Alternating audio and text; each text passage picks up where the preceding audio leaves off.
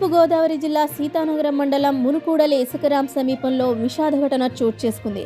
Cricket ఆడేందుకు వెళ్లిన ఇద్దరు విద్యార్థులు గోదావరిలో స్నానం చేసేందుకు వెళ్లి ప్రమాదవశాత్తు మృతి చెందారు.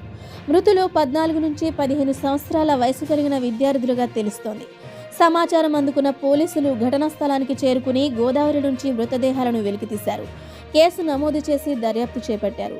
ఈ ఘటనకు సంబంధించిన పూర్తి వివరాలు తెలియాల్సి ఉంది.